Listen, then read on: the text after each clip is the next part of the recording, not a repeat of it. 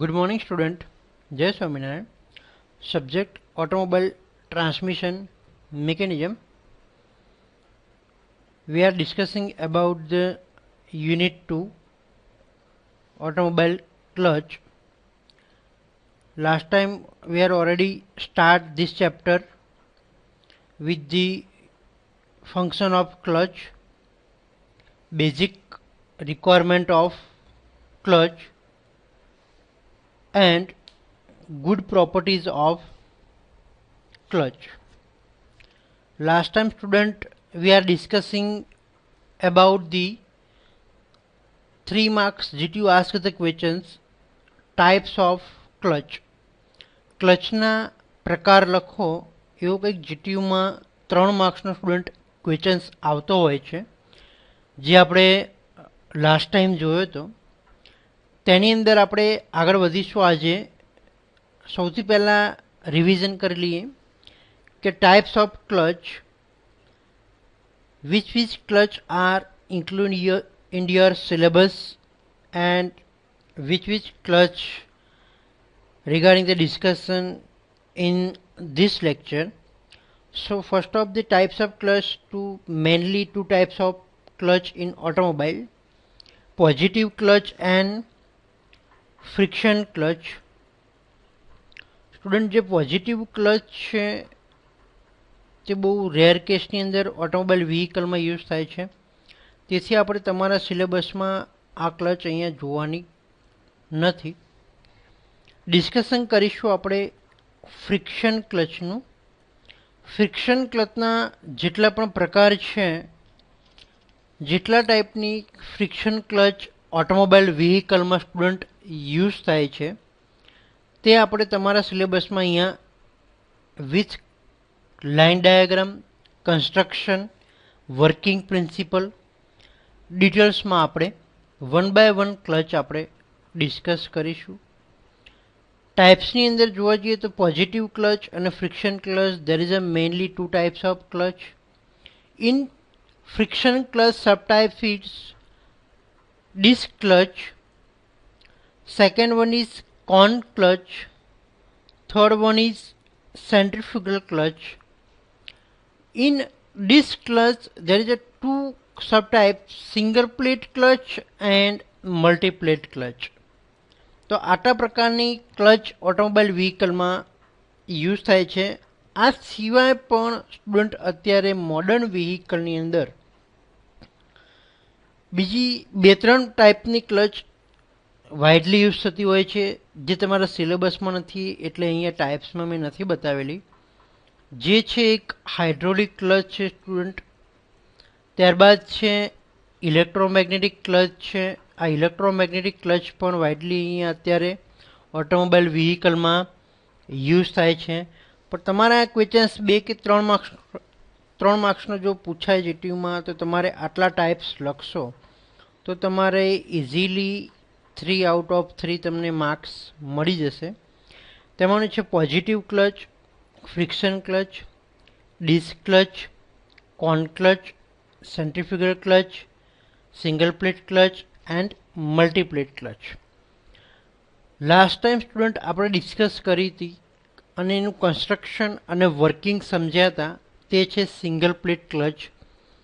Single plate clutch that's means કે તેની અંદર એક ફ્રિક્શન પ્લેટ અને એક ક્લચ પ્લેટ કન્સ્ટ્રક્શનની અંદર ફિટ કરેલી હોય છે, જે આપણે ઇઝીલી એંગેજ અને ડિસએંગેજ કરી શકીએ છીએ. પહેલાંના ઓલ્ડ વ્હીકલમાં આ ટાઈપની જે ક્લચ, સિંગલ પ્લેટ ક્લચ છે, તે વાઇડલી યુઝ થતી હતી. તેનું વર્કિંગ પ્રિન્સિપલ પણ આપણે લાસ્ટ ટાઈમ ડિસ્કસ કર્યો હતો. તમને આવા ટાઈપના જે પાર્ટ્સ દેખાય છે, તેમાં પાર્ટ્સ મેઇનલી પાર્ટ્સ હોય છે ક્લચ પ્લેટ છે, પ્રેશર પ્લેટ છે, સ્પ્રિંગ છે, થ્રસ્ટ બેરિંગ છે, હબ છે, ડ્રીવન શાફ્ટ છે, પેડલ છે. જ્યારે પણ પેડલ આપણે પુશ કરીએ, પેડલ ઉપર એફર્ટ આપીશું, તેથી આનો થ્રસ્ટ જે છે એ થ્રસ્ટ બેરિંગ ઉપર લાગશે. થ્રસ્ટ બેરિંગ ઉપર જ્યારે થ્રસ્ટ લાગશે ત્યારે તમારે આ ડાયાફ્રામ સ્પ્રિંગ એટલે કે ક્લચ પ્લેટના લીધે તમારે સ્પ્રિંગ રિટર્ન આ પોઝિશનની અંદર, આ ડાયરેક્શનની અંદર મૂવમેન્ટ થશે. આ ડાયરેક્શનની અંદર મૂવમેન્ટ થશે એટલે તમારો અહીંયા ફ્લાયવ્હીલ અને ક્લચ પ્લેટ વચ્ચેનો કોન્ટેક્ટ ડિસએંગેજ થઈ જશે. એટલે તમારી ક્લચ ડિસએંગેજ થશે, અને ક્લચ ડિસએંગેજ થશે એટલે આપણે ઇઝીલી ગિયર ચેન્જ કરી શકીશું. એક્ઝામમાં તમારે લાઇન ડાયાગ્રામ આ ટાઈપનો સ્ટુડન્ટ ડ્રો કરવાનો છે. લાઇન ડાયાગ્રામ 1 થી 2 વાર તમે પ્રેક્ટિસ કરશો તો તમને યાદ રહેશે. એટલે ખાસ સ્ટુડન્ટ આની પ્રેક્ટિસ કરી લેજો. આજે આપણે જોવાની છે multiplate clutch. This clutch is same function, same purpose and same working principle of single plate clutch. Single plate clutch અને મલ્ટીપ્લેટ ક્લચમાં શું ડિફરન્ટ છે તે આપણે આગળ ડિસ્કસ કરીશું. બટ અહીંયા મલ્ટીપ્લેટ ક્લચ અને સિંગલ પ્લેટ ક્લચમાં ખાસ શું ડિફરન્સ છે સ્ટુડન્ટ તમને સમજાવી દઉં કે સિંગલ પ્લેટની અંદર એક ફ્રિક્શન પ્લેટ અને એક પ્રેશર પ્લેટ હોય છે, જ્યારે મલ્ટીપ્લેટ ક્લચમાં એક કરતાં વધારે ફ્રિક્શન પ્લેટ અને એક કરતાં વધારે પ્રેશર પ્લેટ તમને અહીંયા જોવા મળશે. તેથી તેનું નામ આપવામાં આવ્યું છે multiplate clutch. A multi-plate clutch consists of number of clutch plate and instead of only one clutch plate in case of single plate clutch. અહીંયા એક કરતાં વધારે ક્લચ પ્લેટનો ઉપયોગ કરવામાં આવે છે, તેથી આને મલ્ટીપ્લેટ ક્લચ કહીશું. હવે મલ્ટીપ્લેટ ક્લચનો બેનિફિટ શું છે? The increase the number of friction surface obviously increase the capacity of the clutch to transmit the torque. That means કે તમારી પ્લેટ વધશે તો તમારી ટોર્ક ટ્રાન્સમિટ કરવાની જે કેપેસિટી છે તે પણ અહીંયા ઇન્ક્રીઝ થશે. The plate are alternately fitted the engine shaft and the gearbox shaft. Plate જે છે એક એન્જિન શાફ્ટ ઉપર અને એક ગિયરબોક્સની શાફ્ટ ઉપર એવી રીતના અલ્ટરનેટલી ફિટ કરેલી હોય છે.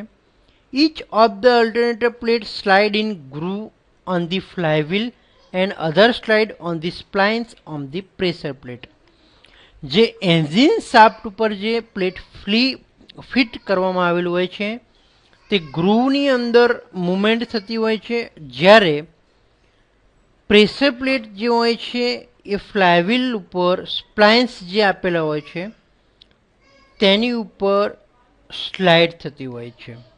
તો આવું કંઈક કન્સ્ટ્રક્શન સ્ટુડન્ટ હોય છે મલ્ટીપ્લેટ ક્લચનું. ડિફરન્ટ ખાલી કન્સ્ટ્રક્શનની અંદર વર્કિંગ પ્રિન્સિપલ તો સેમ જ છે સિંગલ પ્લેટ અને મલ્ટીપ્લેટનો.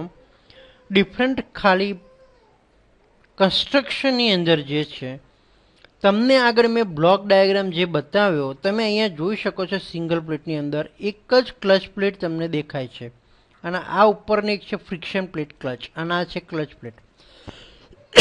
જ્યારે તમે અહીંયા જુઓ છો મલ્ટીપ્લેટ ક્લચની અંદર એક કરતાં વધારે પ્રેશર પ્લેટ તમને અહીંયા ઇઝીલી જોઈ શકશો, અને એક કરતાં વધારે ક્લચ પ્લેટ એટલે કે ફ્રિક્શન પ્લેટ પણ તમને અહીંયા દેખાશે. એટલા માટે જ આને શું કહેવામાં આવે છે? Multiplate clutch. બીજો કોઈ ચેન્જીસ છે નહીં, બાકીનું કન્સ્ટ્રક્શન બધું સેમ જ છે. બ્લોક ડાયાગ્રામ તમારે પૂછાય તો આ ટાઈપનું પણ તમે ડ્રો કરી શકો છો એક્ઝામની અંદર. બીજું કે 2D ડાયાગ્રામ તમે આ ટાઈપનો પણ સ્ટુડન્ટ ડ્રો કરી શકો છો. તો આ છે તમારી મલ્ટીપ્લેટ ક્લચ. મલ્ટીપ્લેટ ક્લચની અંદર એક કરતાં વધારે ફ્રિક્શન પ્લેટનો ઉપયોગ થાય છે, તેટલી જ સંખ્યામાં પ્રેશર પ્લેટનો પણ ઉપયોગ થાય છે. પ્રેશર પ્લેટોને સ્ટડ વડે કવર સાથે જોડવામાં આવે છે. જે પ્રેશર પ્લેટ હોય છે તેને સ્ટડ વડે અહીંયા કવર સાથે લગાવવામાં આવે છે. ફ્રિક્શન પ્લેટોને ક્લચ શાફ્ટ ઉપર ફિટ કરવામાં આવે છે. જે ફ્રિક્શન પ્લેટ છે એ ક્લચ શાફ્ટ ઉપર ફિટ કરવામાં આવે છે. તેમાં સ્પ્લાઇન્સની ગોઠવણી કરીને સ્લાઇડિંગ કરી શકાય છે. હવે એનું વર્કિંગ જોઈએ. How to work the multiplate clutch. તમને અહીંયા 3D ડાયાગ્રામ દેખાય છે મલ્ટીપ્લેટ ક્લચનો. તો સ્ટુડન્ટ આવી રીતના એનો ઇનપુટ શાફ્ટ હોય છે એન્જિનમાંથી જે આવે છે તે. એની ઉપર આવી રીતના લિફ્ટિંગ પિસ્ટન લગાવેલું હોય છે. એની અંદર આવી રીતના 1 બાય 1 બ્લુ અને જે રેડ કલરની પ્લેટો દેખાય છે તે છે ક્લચ પ્લેટ અને ફ્રિક્શન પ્લેટ ક્લચ. અને આઉટપુટ શાફ્ટ ઉપર પિનિયન ફિટ કરેલું હોય છે. તો આવી રીતના તમે 3D ડાયાગ્રામ પણ મલ્ટીપ્લેટ ક્લચનો જોઈ શકો છો. હવે એનું વર્કિંગ શું છે એ આપણે એક વિડીયો દ્વારા સમજીએ સ્ટુડન્ટ કે એનું વર્કિંગ કેવું હોય છે.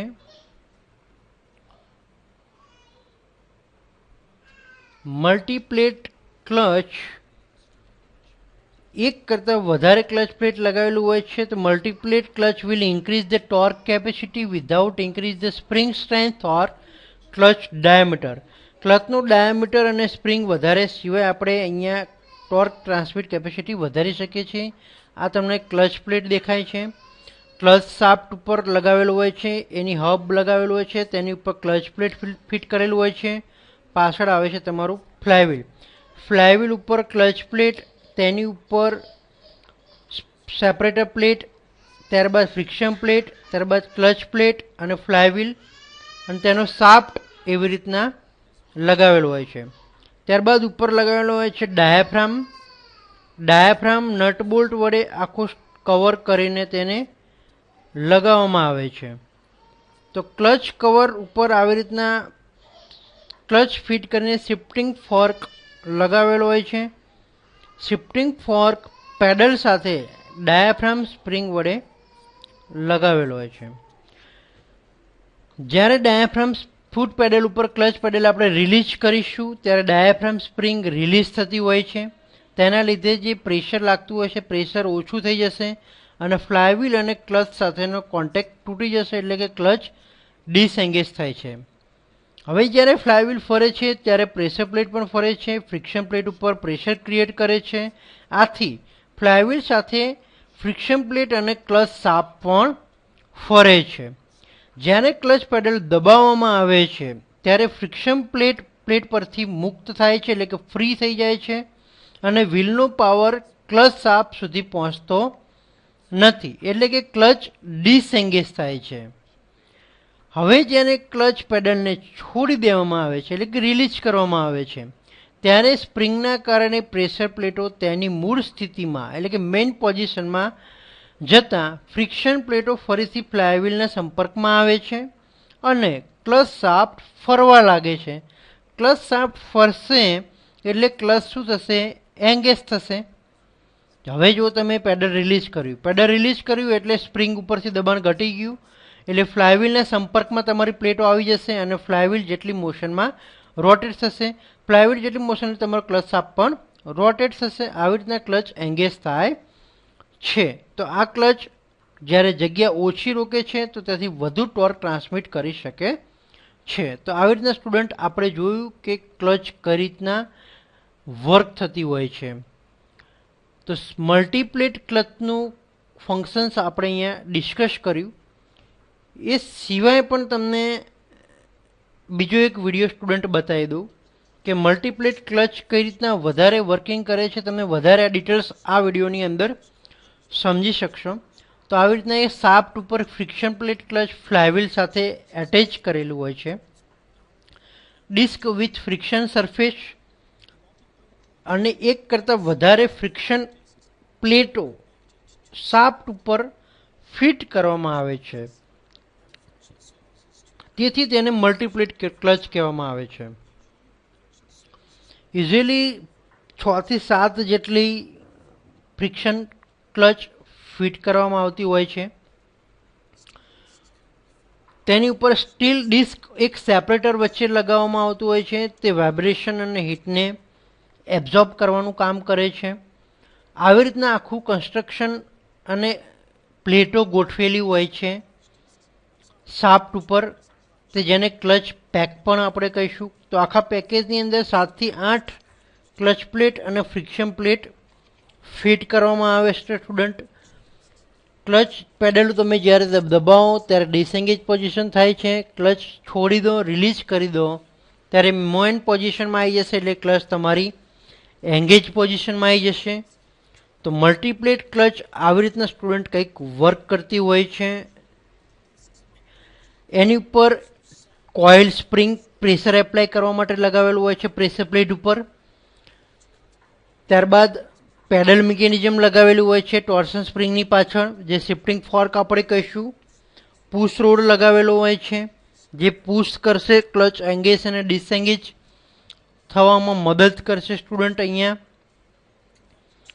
તો આવી રીતના એનું બેઝિક કન્સ્ટ્રક્શન હોય છે મલ્ટીપ્લેટ ક્લચનું. ખાસ ડિફરન્ટ છે અહીંયા સિંગલ પ્લેટ કરતાં એ જ, ખાલી કે એક કરતાં વધારે ક્લચ પ્લેટ અહીંયા ફિટ કરેલો હોય છે. બાકીનું સેમ કન્સ્ટ્રક્શન હોય છે અને સેમ વર્કિંગ પ્રિન્સિપલ પણ બંનેનો સેમ જ રહેશે. ઓકે સ્ટુડન્ટ, આ વિડીયોની અંદર આપણે આટલું રાખીશું. Thank you.